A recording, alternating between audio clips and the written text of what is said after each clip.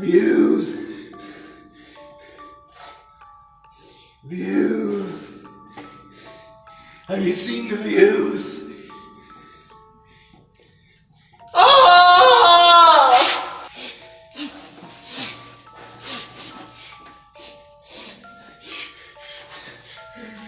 Views. Is there a new video? Have you seen the new video?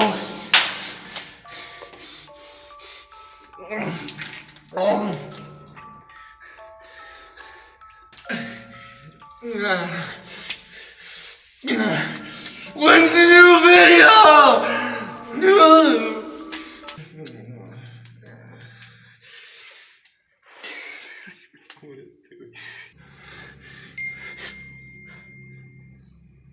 Did you hear that? No.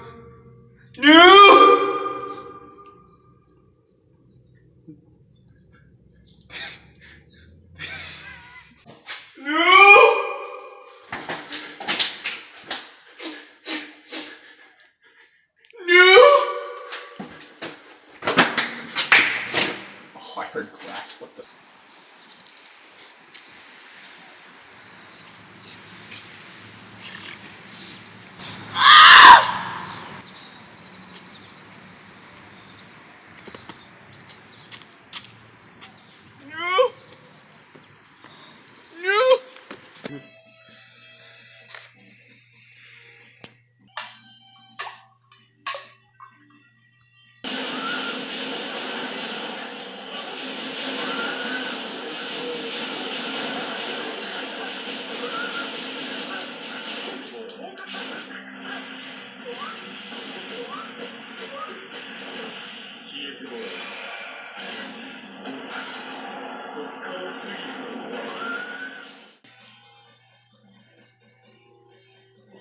Real intuitive. No!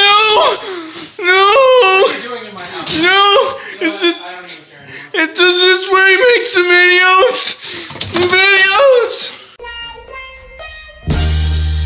I've been really trying. Be the quick video. Be the quick video. Imagine the quick video in your head, and then become the quick video. By the way, before I start the video, I want to promote my new sterile water that I've been finding, and now I'm putting it on the internet for sale. We're told that it boosts testosterone and all different kinds of levels in your body. It's 10 milliliters single dose. You know, you take one of these a day, and you're set for the entire day. We've been having some adverse side effects, but we're pretty sure that's the mutant powers that we've been giving. Set aside all distractions that could possibly get in the way of this being a quick video. Yeah, so very healthy. It'll help you start the day just right. It contains no antimicrobial or other added substances. It's sterile, non-pyrogenic, but you're not supposed to do it extravenously unless rendered nearly isotonic. And if you don't know what that means, it's from the future. And if you don't believe me, check out that date right there. I wouldn't steer you wrong, guys. Come on. And now, if you act now, you can get a 30% off discount on all the sterile water that I happen to find. Right now it's just this bottle. But act now, and I could find some more.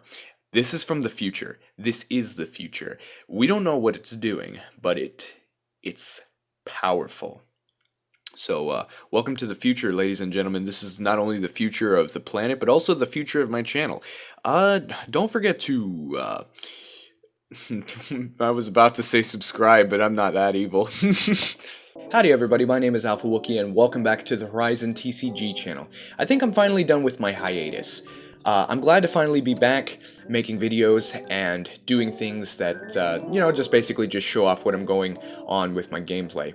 And if I was going to make content, I didn't want it to be something that I was not proud of, or something that I, you know, just put up on the channel to get a video out and to get views real quick and make sure people still know I'm here. Y'all know I'm still here. But I'd rather be here and making videos less often, but definitely things that I would be more proud of. And this is a mix between both of those ideas. I'm making this video to let you guys know that I'm still sticking around. I'm still definitely here. I'm still definitely working on the Horizon TCG. The fire element is coming along great. It's to the point where I can most assuredly make a video on the fire decks. I think fire cards. I definitely have enough cards in the fire faction to make a showcase video for that. I think I'm actually over the amount of cards that I had for earth right now that I do for fire. But the cards are going through minor tweaks. And speaking of tweaks, this is kind of just a video about tweaks.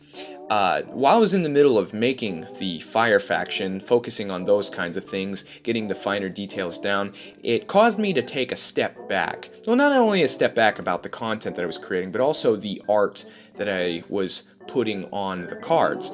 A lot of the arts that I put on the cards I was very proud of, but some of them I felt like maybe I rushed, that I was just too zealous to put out more content, more cards. And so basically that's what this is going to be, is I'm taking just a bit of a step back right before I release the Fire Faction video to show you guys where my art styles come along and how I feel the card game direction is going. I'm just going to be showing you the updated, not only the arts, the new arts on the cards that I'm about to show you, but also I think I've matured the cards a little bit, that they have a bit more balanced ideas, or ideas that work better with their lore. So I'm just going to stop rambling, and I got a problem with that these days, and I'm just going to jump right into the video idea. Oh, that's the wrong way! You weren't supposed to see that! Cut the film! So I guess with the opening and the lack of card backs, I think I am actually hitting a low bar for my channel right now.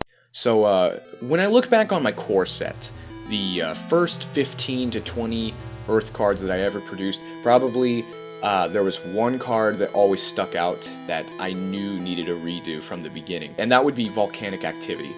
When I first was doing that art, I think the original line art was way better. When I went to ink it up with my watercolor, it was the completely first time I had ever drawn fire or lava with watercolor before, and so I thought to myself, meh, I'll wing it. And I winged it off the cliff, basically. I completely messed the line art up to the point where it was embarrassing that I had created it. And so I decided that I was going to redo the line art just really quickly, and then use what I had learned from my mistakes. So not only was the line art a little rushed on the second version of the art, but also the inking, I was still learning how to get the right kind of textures and stuff done, and to this day I look back and I look at it and I think, that looks like, you know, something I did in 4th grade, not right now. So the first thing I went back and revisited was definitely the Volcanic Activity. I haven't exactly completely revamped it, but I used the same art, the same like volcanic shape and flow of the lava, but I tried to go full out, just using what I had learned, and completely remake the card. The idea of the card is still the same. It's still a 3 mountain or 3 fire volatile resource, but we actually have also lowered the cost on volatile resources. What I'm going to be showing you next is the Stone Golem of Moor. Probably one of the best examples of a card that I rushed when I shouldn't have rushed. I put myself on a time constraint for some reason, that I had to get 8 arts done within my time constraint, and I was on the last art before I went to work. And instead of saying to myself, 7 out of 8 isn't bad, you don't need to rush this art, I rushed the art. And that's exactly what happened, is I got what looked like a rushed art. And to this day, I'm still not happy with it. Every time I looked at it, I wasn't happy with it. And I'm glad that I finally got around to, and I completely redesigned the way the character looked. I didn't just redo the background or add a little something here and there. I completely redesigned Stone Golem of Moor. Basically, before I go on, this is the point, perhaps, if you take anything away from this video, is never rush yourself. Never put yourself on a time constraint. You're your own boss. Nobody is counting on you to get these out as fast as possible. This is your game, and you have all the power. Make sure that you put all your heart and your soul and your love into this game, because otherwise, people aren't going to enjoy it as much. If people can tell that there was love and tender care put it into whatever you're creating, then people are far more likely to stick around and play with what you've got. So my next art that I'm going to be showing off, as already said, is the Stone Golem of Moor, coming in at 30 counterattack and 70 HP instead of 40 and 70. A little bit of a debuff. We're still coming in as a good card, and we've lowered his price from a 5 to a 4-star, but you'll see that in a second. So it still has its Sentinel ability. This monster can block even if it's exhausted, but instead of having the ability every turn this monster does not attack, you may increase its HP by 20, which is very overlooked as a passive. I overlooked it, my brother overlooked it, but quite literally every turn you just don't attack with him, he gets 20 more health. All you have to do is throw a couple taunt monsters in play and you just literally rack up HP on this guy. And then his attack used to be Vigilant Sweep, 40, I guess I forgot what I called it, and I called it Noble Sweep after it. Its attack used to be Vigilant Sleep for the same damage, same attack, but it had the passive that this is considered an instant attack, meaning that it can be used on anybody's turn as long as there's energy to spend. That was overlooked, that was overpowered, but now we've kind of put it down on a pedestal and made it a far more usable card. It still has 2 energy, so it can use its natural energy to exhaust itself for its Noble Sweep attack, and anytime it goes to block, it reduces the damage that's dealt, rather than gaining more life if it's just standing around. So the next few arts were arts that literally had no backgrounds. I drew the characters, some of them were concept art that I redesigned and I kept, but I didn't have backgrounds for it, and I just decided, hey, you know what the people like? Colors. They like a solid color in the back of the card. That's exactly what what people like to see. That's exactly what I like to see, and that's not the case. So these next 4 cards I've remodeled to have, they're still the same character art, but rather the background is far better developed. So the first one we have here is Guardian of the Stone. I kind of gave him more of a rocky canyon background. The idea that he is a wanderer of the earth helped with that out. I changed nothing on the card, literally just the background, but quite honestly, it is a massive improvement to what it was before. So we're going to move on to the next card, which is the Evergreen Golem. So the Evergreen Golem is at 30 in counterattack, 90 in HP, and rather than just the barf bluey-green background, I've kind of given him a ruined, forest area where there might have been a temple there at some point. Its passive now is when you summon this monster, put a 0-10-10 sapling token in play. If you don't know what a token is, it's simply just a monster that can't be collected. It can literally just be represented by a coin. That's how unimportant it is. So that's why they're called tokens, or token as in like you just throw them into the machine and there's not really anything important about them. So a 0-10-10 sapling would mean 0 counterattack, 10 in life, 10 in damage. Anytime you attack with a token, it automatically exhausts it, by the way, if it's not even defeated by the fact that it has low life. So the first move is its Bleeding Giant ability, which it says take 3 damage counters from anywhere in your battlefield and place them on this monster. So rather than healing, just at the penalty of exhausting, and it can be anything, it only can remove damage counters from play from anywhere on the battlefield, and you have to move those damage counters to this monster. So basically, this monster could do this 3 times before it kills itself, bleeding out for others. And then finally we have Undergrowth, which is 40 in damage, and it says you may sacrifice a sapling token you have in play. Boom, this guy up here that you just summoned when you summon this guy. If you do, sap earth or water. So basically what sap does, quickly, is if this monster chose the earth, sap earth, that means for every earth coin on your opponent when you do damage, you heal that many damage counters off of Evergreen Golem.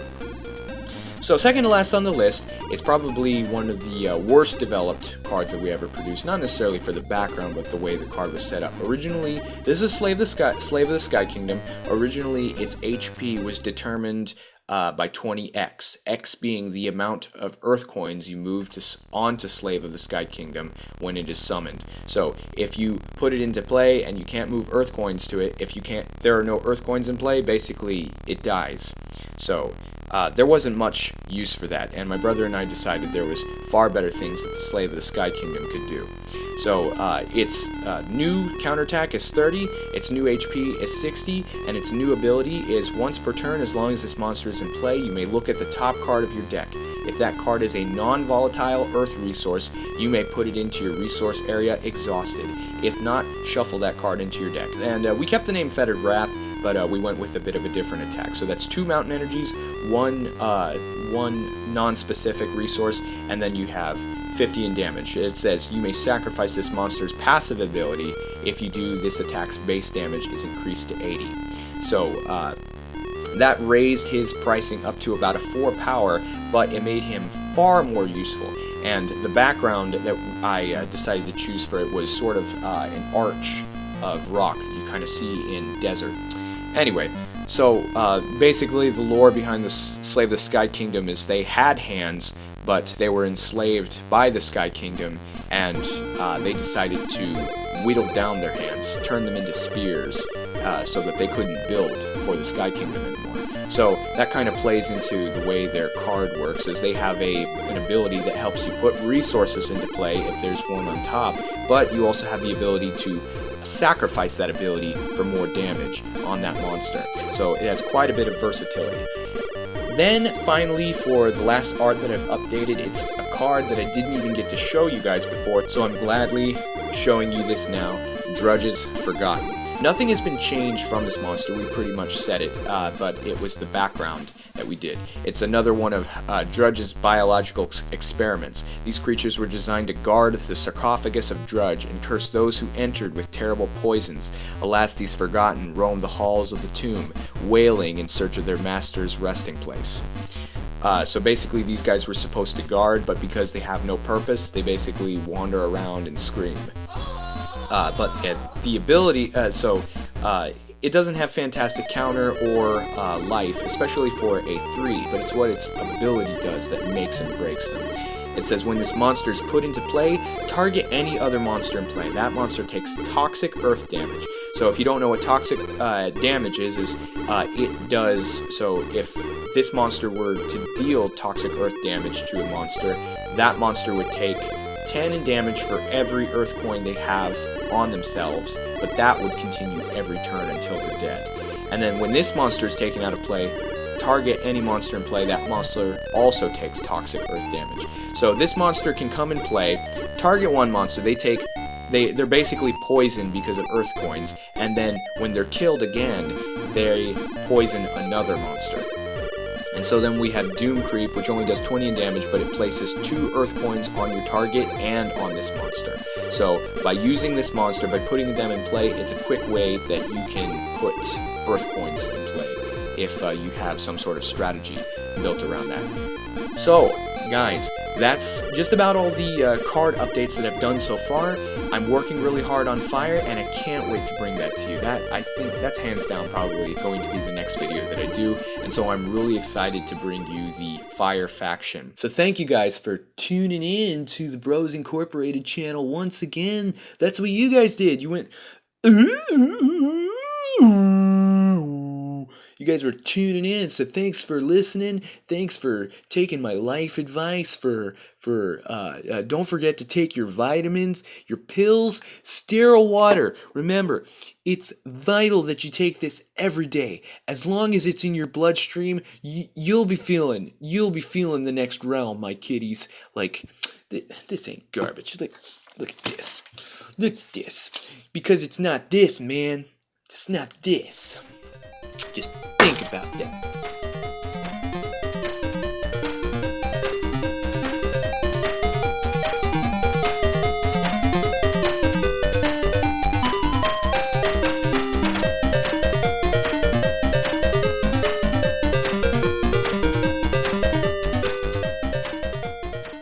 We're on a super duper Minecraft adventure. Cool, stay tuned, kids. We might run into a creeper.